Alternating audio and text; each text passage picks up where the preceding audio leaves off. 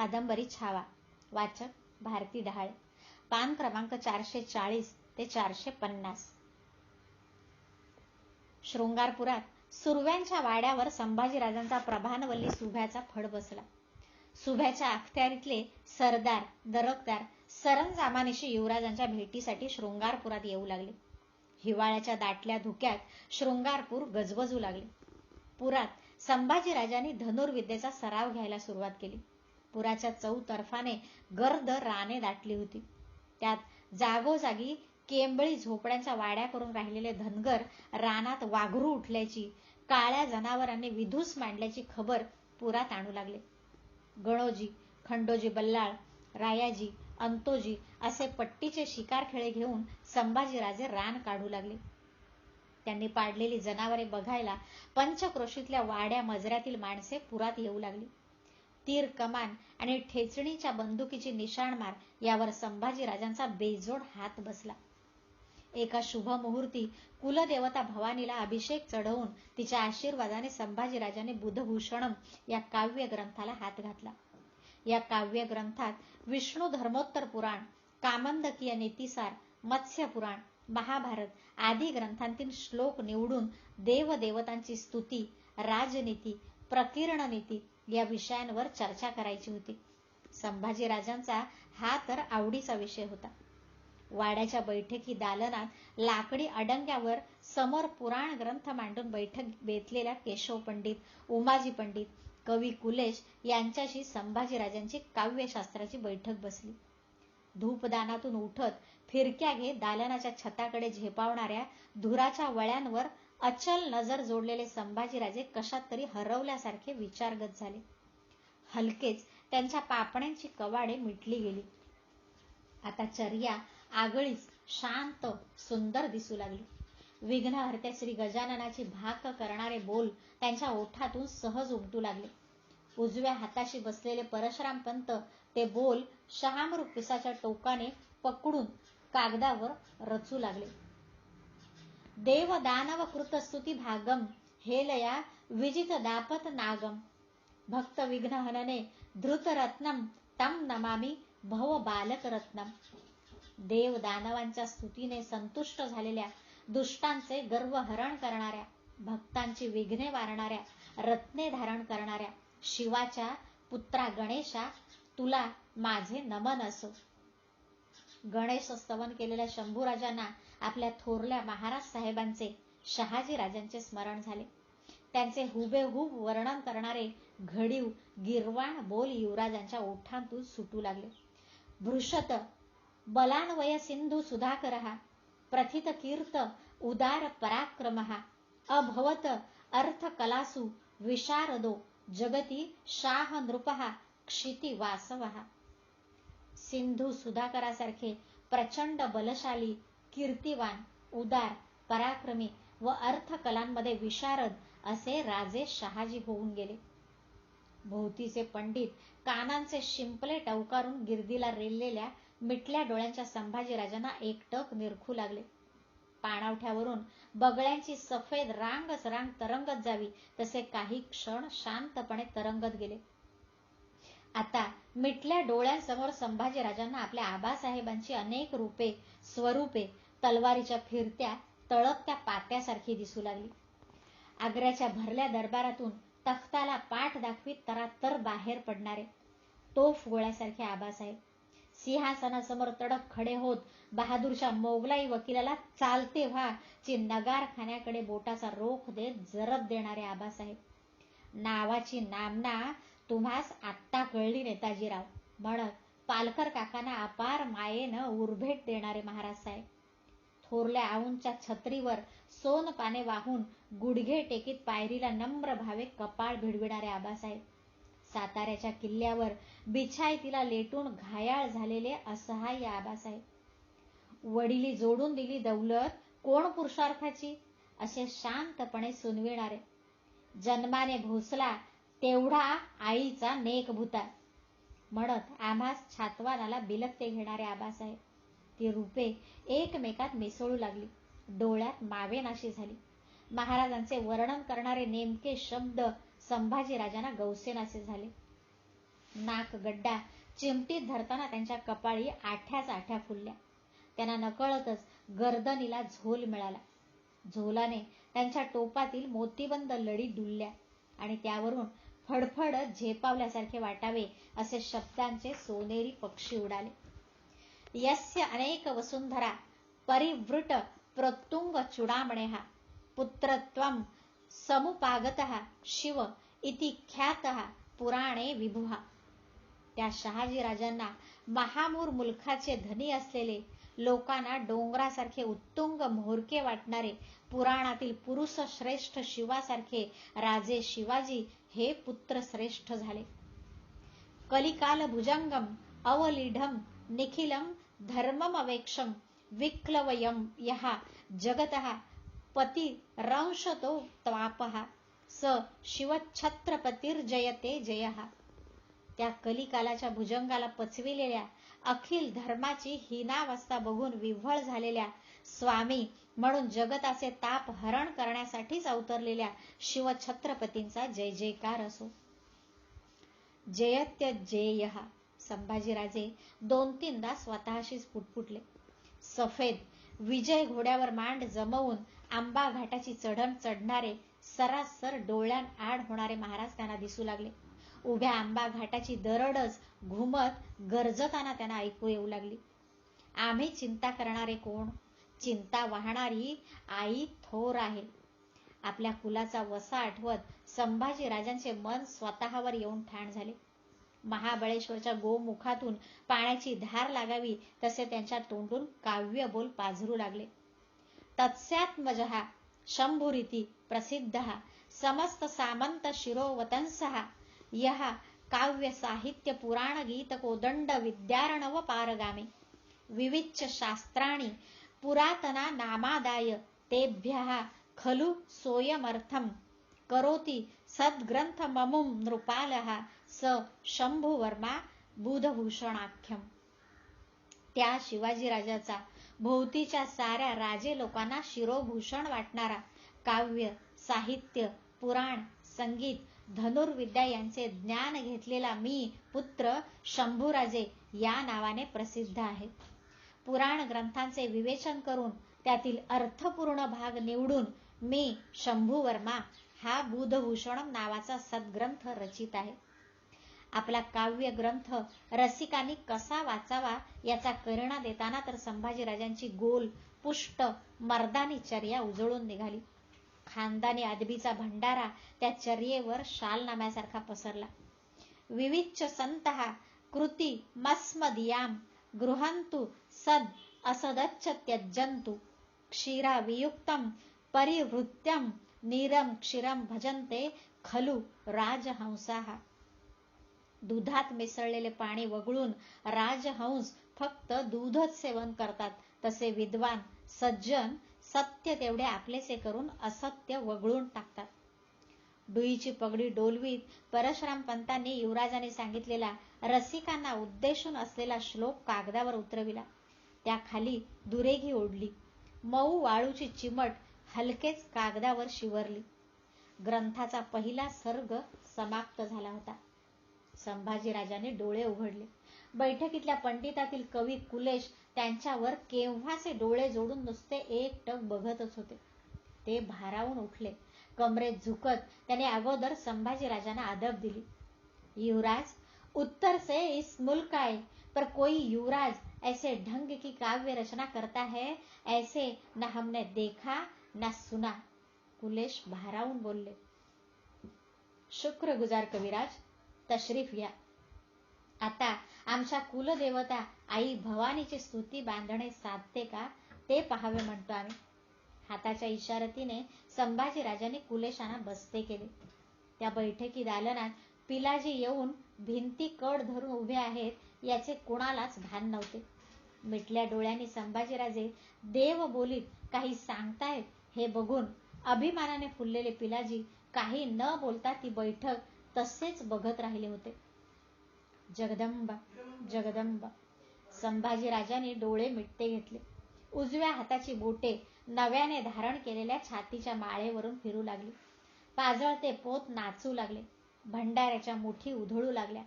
कान भरून संबळ तुणतुणी घुमू लागली. उद गांबे उद, उदोकार थरकू लागले.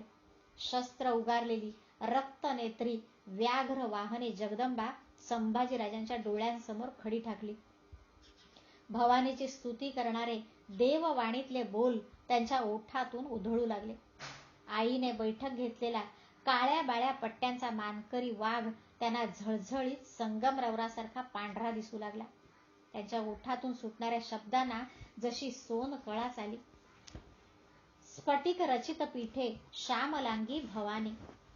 स्फटिकासारख्या धवल आसनावर विराजमान झालेली ही श्यामलांगी भवानी आहे.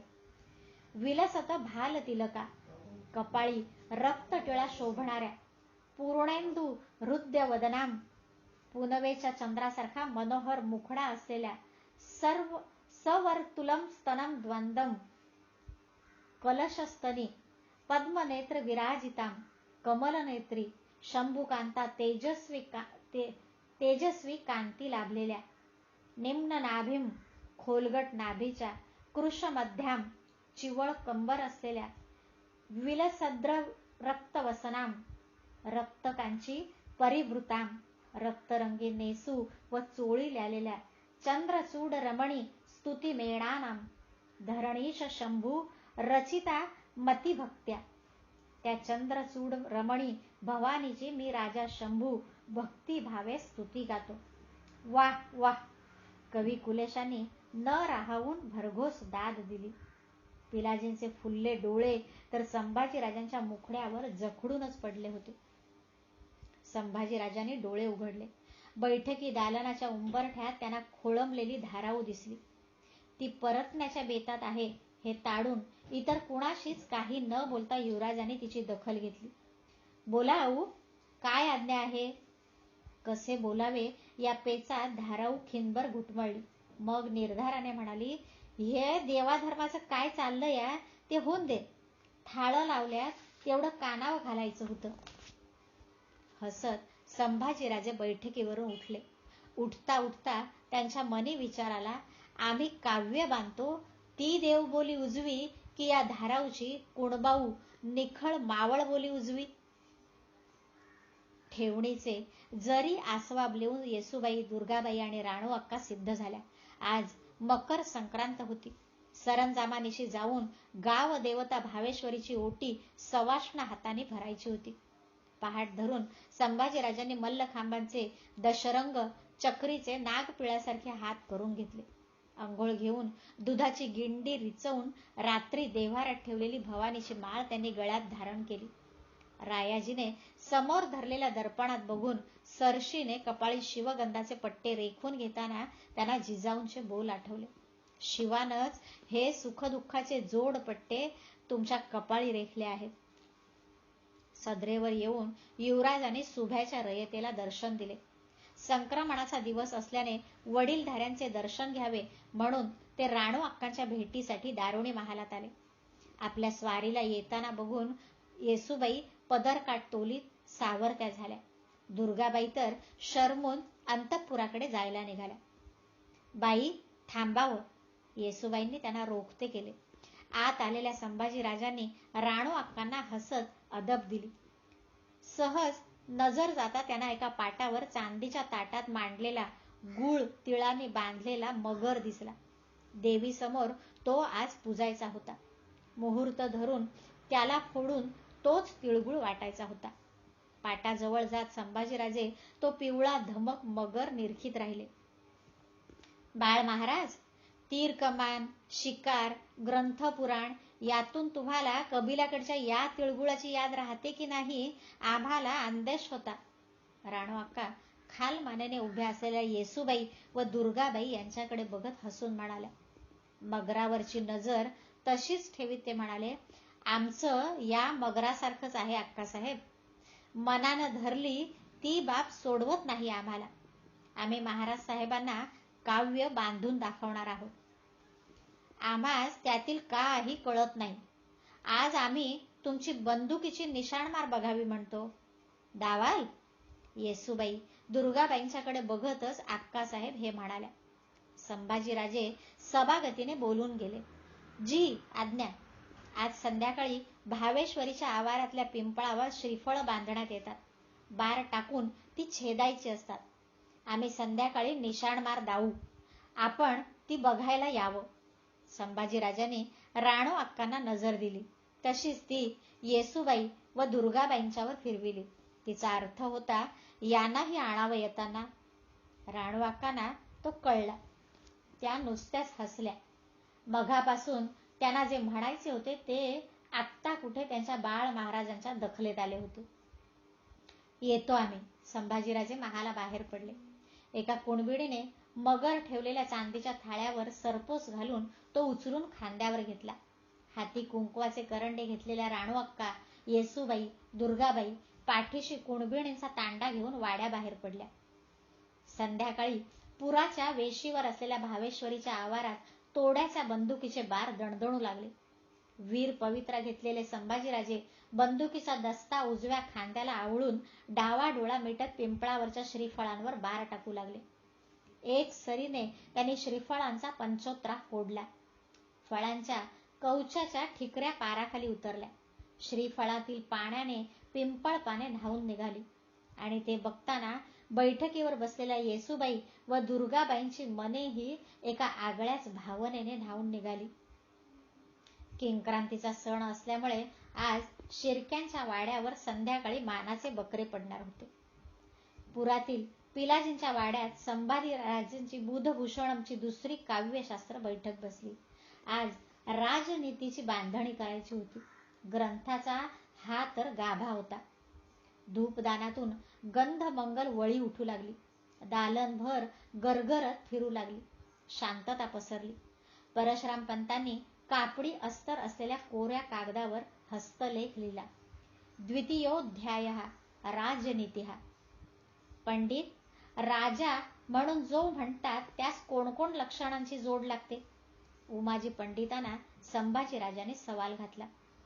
जी समोरच्या अडंगीवरच्या कामंदकीय नीतिसाराची पाने उलटी टाकीत काही वेळाने उमाजी म्हणाले, क्रोध, लोभ, भय, द्रोह यांचे स्तंभन केलेला, वृद्धांच्या हितोपदेशांनी संपन्न झालेला, स्वतः संपादन केलेल्या गुणांचा असा राजा असावा. हरीने समोर मांडलेल्या अडंग्यांवरच्या ग्रंथांची पाने संभाजीराजे उलटी घालू लागले. परशुराम पंतांच्या कानातील भीकबाळीकडे बघत संभाजीराजे राजलक्षणांचे प्राजक्त कळे काव्यवेदीवर उधळू लागले. मेघावी, मतिमान, दक्ष, क्षमावान, रुजू, बुद्धिमान, सावध, क्षमाशील, मृदू अंतःकरणाचा, धर्मात्मा अपिन असूयक, धर्मशील पण असूया नसलेला, स्मरणत्युपकृतम, वृद्धोपसेवी यहा, केलेले उपकार जाणणारा, वडीलधाऱ्यांचे अनुसरण करणारा, शूरो न व्यसनी, शूर असूनही व्यसनी नसलेला, अविसंवादी, दीर्घदर्शी, जितक्रोधो जितेंद्रिय, विसंवादी बुद्धी नसलेला, दूरदृष्टीचा, क्रोध जिंकलेला आणि इंद्रियांवर कब्जा मिळविलेला असा राजा असावा. कविराज, अशा राजाचा राज्यकारभार कोण भातेचा असावा? हा विष्णू पुराणातील श्लोक केवढा गोमटा आहे. मध्येच थांबून संभाजीराजांनी कुलेशांना नजर दिली. स्वतःला आवडलेला श्लोक ते वाचू लागले. नातिदंडो न निर्दंड, अति कायदेबाज नसलेला व कायदा एकदम ढिलाही न टाकणारा, व्यवहारे समहा प्राप्ते पुत्रेण रिपुणासह, गनिम असो व साक्षात स्वतःचा पुत्र असो, व्यवहारात दोघांशी समतोल असणारा. त्या श्लोकाबरोबर महाराजांच्या आठवणीने संभाजीराजांची मुद्रा अभिमानाने कशी फुलून उठली. भारल्यासारखे ते राजलक्षणे पुढे सांगू लागले. लोकाधार हा दुष्परिग्रह, तो रयतेला आधार देणारा आणि दुष्टांचे निर्दालन करणारा असावा. वाह वाह, छान, उत्तम. कुलेश, केशव पंडित, उमाजी पंत साऱ्यांनीच त्या मर्मी राजलक्षणांना एकदम दाद दिली. मुद्रेचा पुनवेचा चंद्रथाळा झालेले स्वकुलाच्या अभिमानाने डोळे तेजाळलेले संभाजीराजे पुढची राजलक्षणे सांगणार तोच त्या दालनात पिलाजी मामा प्रवेशले. युवराज बाहेर सदरेला सुब्याचा कुणबाव रैतावा दर्शनासाठनं खोळंबलाय. त्यांची काहीतरी फिर्याद अर्जी आहे. ही बैठक लवकर उठणार नाही हे हेरून पिलाजींनी हे धाडस केले होते. जमल्या बैठकीची साखळी तुटली. आम्ही सदरेला येतो आहोत.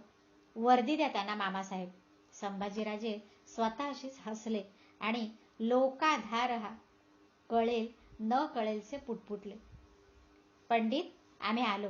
संभाजीराजांनी ऐन रंगाला आलेली काव्य बैठक सोडली व ते सदरेच्या रोखाने चालू लागले. बाहेर उभे असलेले रायाजी, अंतोजी व खंडोजी बल्लाळ त्यांच्या पाठीशी झाले. सदरेवर आलेल्या युवराजांना मुंडी पागोटी घातलेल्या लंगोट्याधारी 10-20 कुणब्यांनी मुजरे दिले. संभाजीराजे सदर बैठकीवर बसले. खंडोजी, रायाजी व अंतोजी त्यांच्या दुतर्फा अदब धरून उभे राहिले. जमले कुणबी काही बोलतील म्हणून संभाजीराजांनी त्याच्यावर नजरफेर टाकला. त्या सगळ्यांच्या माना खाली होत्या. कसल्या तरी काळ्या दाट कांबळी खाली ते मातीत खपणारे जीव डालल्यासारखे दिसत होते. संभाजीराजांनी खंडोजी बल्लाळला नजर दिली. तिचा रोख पकडीत खंडोजी पुढे झाला. कुणब्यांना म्हणाला, कुणीतरी म्होरक होऊन बोला. जी असेल ती फिर्यादी रुजू घाला. त्या जमावातील कान कल्ले चुन्यासारखे सफेद झालेल्या एका म्हाताऱ्याने काळीच बांधून जबान खोलली. पर आमासनी न्याय मिळल का कसं? बोला तरी. खंडोजीने त्यालाच चुचकारला. सरकार आम्ही धरणी मायची लेकरं. आपण आमचं बाप. औंदा माय कोपली. शिवार धरली नाही. सरकारचा धारा गुदरायचा ते निबत नाही. गाव कामदाराला हातापाया सांगितलं. त्यो कानाला हाताचं टाळं लावून रिक्कामे झाला. गडावं हे पायाशी घालावं म्हणून गेलो. पंत सुरनीसांची भेट घेतली. ते म्हणलं ह्यो सरकारी धारा आहे. हो तर सूट सवलत मागा. पर त्यो गुदराय पाहिजे. मायबाप काय नाही आम्हाकडं. धारा गुदरायचा तर दाव्याच्या गुराढोराचा इकरा कराय पाहिजे. ढोर आम्हा कुणब्यासनी लेकरागत. काय करावं धनी? 20 कोसाचा पल्ला टाकून आलो. मायबाप महाराजांच्या माघारी आम्हासनी ठाव द्यावा. धारा औंदा माफ करावा. डोळ्यांच्या कडांना पाणी धरलेला म्हातारा कमरेत झुकला. लोकाधार हा, लोकाधार हा. कुठेतरी संभाजीराजांच्या मनात आठी हाताने भंडाऱ्याच्या मुठी उधळू लागले. त्यांची कवी मुद्रा पालटत पालटत निर्धारी राजमुद्रा झाली. ऐकणाऱ्याला दरारा बसावा असे निश्चयी बोल त्यांच्या ओठातून सुटले. खंडोजी या समजतास आम्ही कुलधारा माफ केला असे जे जे कोणी असत त्यासही तो माफच असे. यासाठी रोखे सिद्ध ठेवा. दस्तुरांसाठी आम्हास रुजू करा. खासे हरकारे निवडून ते टाकोटाक गावचे गाव जातील तसे करा. जी आज्ञा. खंडोजीने झुकत ती लोकाधारी आज्ञा वरच्या वर झेलली. बाबा या तुम्ही आता. तुमचा धारा तुम्हास माफ आहे. काही अडले नडले तर अनुमान न करता आम्हास भेटा. आमचे दरवाजे तुम्हासाठी खुले आहेत. संभाजीराजे उठले. भरून पावलेले सगळे कुणबी कमरेत झुकले. आता त्यांच्या पाठीवर चिंतेची काळी कांबळी नव्हती. पुन्हा बैठकी दालनाच्या रोखाने चाललेल्या संभाजीराजांच्या डोळ्यांसमोर सुरनीस अण्णाजींची चर्या मात्र एकसारखी नाचत राहिली. हा माणूस आम्हास खूप नड देणार. शंकेचा झेपावता खंड्या पक्षी उडाला. त्यांच्या मनाच्या गंगासागरात डुबला. मासोळी मटकावून आपली लांब चोच साफ करीत नियतीच्या आंब्याच्या झाडावर जाऊन बसला. संभाजीराजे पुन्हा पंडितांच्या मेळ्यात येऊन बसले. हातातील गुलाब कळी त्यांनी बिछायतीवर दूर ठेवून दिली. डहुळलेल्या मनाच्या अवस्थेतच त्यांनी तिष्ठत बसलेल्या परशुराम पंतांना मत्स्य पुराणातील निवडीचा श्लोक सांगितला. यद्यपि अल्पतरम कर्मम तदपि एकेन दुष्करम पुरुषेण सहाय्येन किमु राज्यम महोदयम. लहान का असेना पण अवघड कर्म करणाऱ्या पुरुषांच्या सहाय्याने कोणते राज्य मोठे होणार नाही. अनेक भावनांची जाळी चेहऱ्यावर पसरलेल्या संभाजीराजांना त्यामुळे आणि गोंधळून गेलेल्या बैठकीतल्या पंडितांना कुणालाच कल्पना नव्हती की यावेळी छत्रपती महाराज शहाजहानांच्या गजरात, तोफ भांड्यांच्या कल्लोळात, झुलबाज आणि नाना अलंकारांनी सजलेला निशाणाचा हत्ती समोर ठेवून पांढऱ्या शुभ्र विजय घोड्यावर मांड जमवून पश्चिम वेशीतून भागानगरात प्रवेशत होते. त्यांच्या पाठीशी हजारोंचा मावळी फौज फाटा चालला होता. तानाशहाची कुतुबशाही रयत हवेल्यांच्या सफेल्यात येऊन दाटीवाटीने मराठ्यांच्या सर्जा राजाचे दर्शन डोळाभर घेत होती. शृंगारपुरात बुधभूषणमचा द्वितीय अध्याय संपत होता. भागानगरात महाराजांच्या हयातीचा शिवभूषणमचा शेवटचा अध्याय सुरू होत होता. मिश्रक नीती हा बुधभूषणमचा तिसरा अध्याय बांधून झाला. बैठक उठू घातली. सारे पंडित संभाजीराजांना अदब देऊन जायला निघाले. पण केशव पंडितांच्या मनी काहीतरी हेत घोळत असल्याने ते खोळंबले. बोला केशव पंडित, काय बाब आहे? पंडितांना काहीतरी बोलायचे आहे हे ताडून संभाजीराजांनी विचारले. एक अर्जी आहे युवराजांच्या चरणी. आज्ञा होईल तर पेश करू. केशव पंडित अडखळत म्हणाले. बोला. पुरात काली मातेचे एक शिवयोगी भक्त आहे. युवराजांच्या दर्शनाची ते इच्छा करतात. आज्ञा झाली तर. बेशक पंडित, घेऊन या त्यांना एक बार. संभाजीराजांनी संमती दिली. एके दिवशी मग पंडित कालीभक्त शिवयोगी व त्यांचे शिष्य गणेश भट्ट जांभेकर यांना घेऊन वाड्यावर आले. शिवयोग्यांनी अंगी कफनी धारण केली होती. रुद्राक्ष माळेने जटेचा सांभार बांधला होता. दंडावर कपाळावर भस्माचे पट्टे फिरविले होते. केशव पंडितांनी शिवयोग्यांना संभाजीराजांच्या बैठकी दालनात पेश करताच युवराजांनी पुढे होत काली भक्ताचे पाय शिवले. जय भद्रकाली म्हणत शिवयोग्यांनी संभाजीराजांच्या टोपावर आशीर्वादाचा हात ठेवला. योग्यांच्या हाताला धरून संभाजीराजांनी त्यांच्यासाठी खास मांडलेल्या व्याघ्रजिनाच्या बैठकीवर त्यांना आदराने बसते केले. युवराज, एक संकल्प मनी आहे. मिटल्या डोळ्यांचे योगी आभाळ कब्जात घेण्याच्या बोलीत बोलले. जी, आज्ञा व्हावी. संभाजीराजांनी त्यांना नम्र भावे दाद दिली. या राजवास्तूत माता भद्रकालीची प्रतिष्ठापना व्हावी. तुमच्या वीर हातांनी तिला भोग मिळावा. जी, आज्ञा प्रमाण. संभाजीराजांनी शिवयोग्यांसमोर गर्दन झुकती केली. संतुष्ट झालेले शिवयोगी व गणेश भट्ट निरोप घेऊन वाड्यातून बाहेर पडले. शिर्क्यांच्या वाड्यावर कालीच्या प्रतिष्ठापनेची जोरदार तयारी सुरू झाली. पिलाजी मामा, गणोजीराजे व खासा संभाजीराजे यांनी देख देऊन प्रतिष्ठापनेचा सारा सरंजाम सिद्ध केला.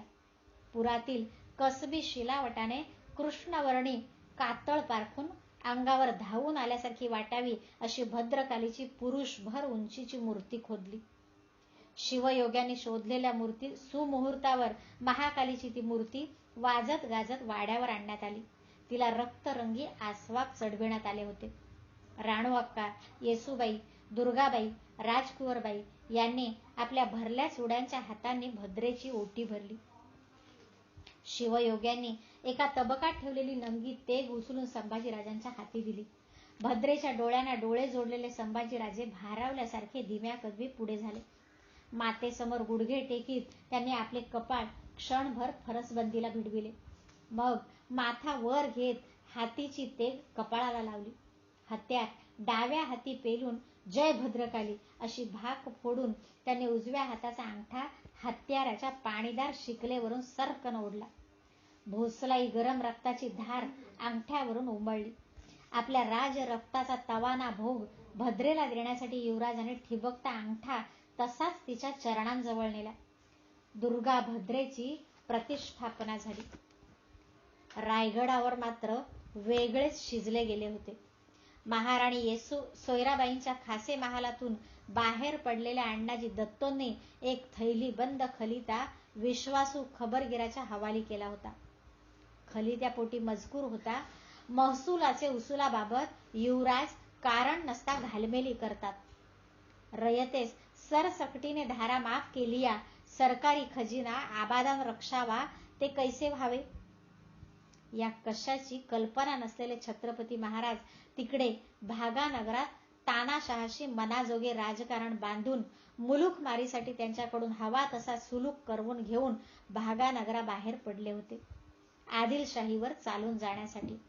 दूरवर नजर पोचणारी महाभद्रा दुर्गाकाली मात्र आपल्या विस्फारल्या डोळ्यांनी हे सारे शांतपणे बघत होती.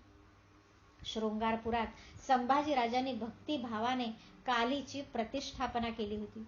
रायगडावर मात्र सुरनीस अण्णाजी दत्तो आणि महाराणी सोयराबाई साहेब यांच्या मनी कलीची प्रतिष्ठापना चालू होती. क्रमशः